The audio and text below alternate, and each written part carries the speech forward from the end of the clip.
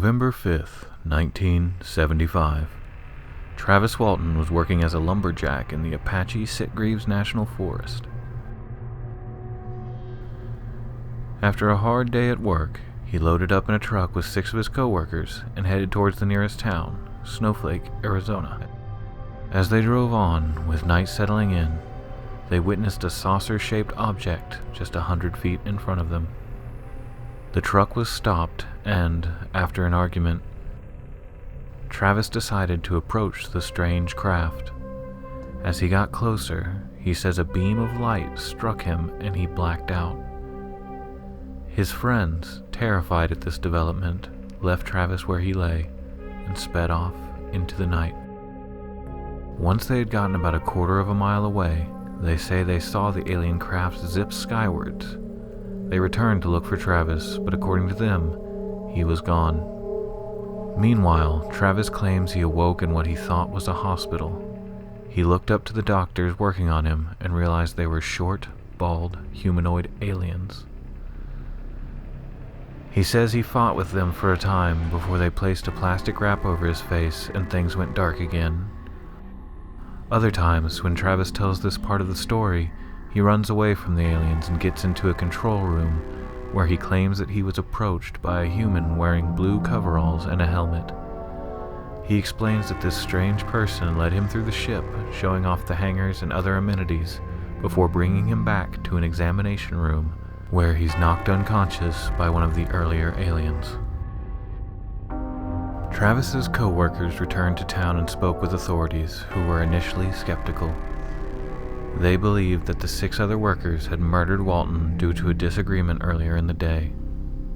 With no evidence supporting their claims, all they could do was work the investigation and wait. November 10th, 1975.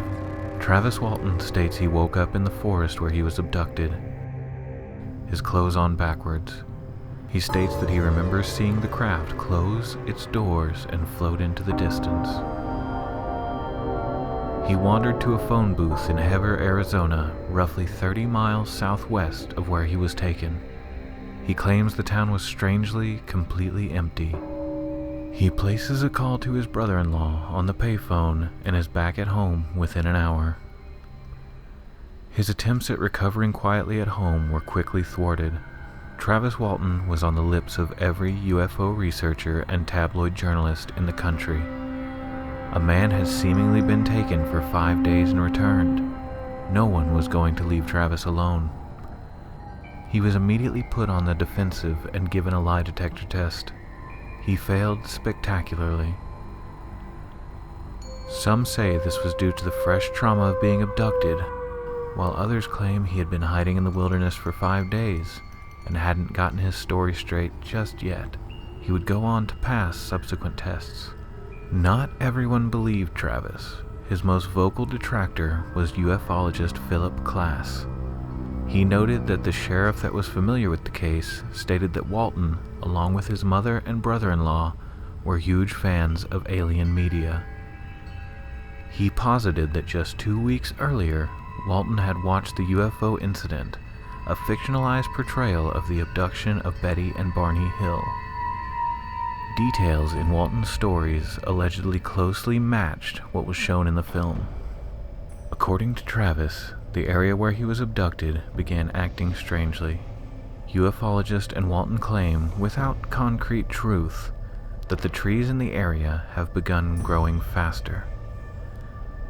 They claim that core samples have shown increased growth at least 15 years after Walton's abduction. Tests were allegedly done that show a chemical change in the soil in the area, and that tree trunks that faced the UFO reportedly had incredibly wide and elliptical rings in their cores. Walton has always maintained he was abducted. He thinks it wasn't on purpose, though. He believes that he wandered too close to aliens studying the environment and got accidentally knocked out by their tools. He thinks he might have been airlifted onto the ship to make sure he was okay. These days, the area where the event happened is a very different place than it was in 1975.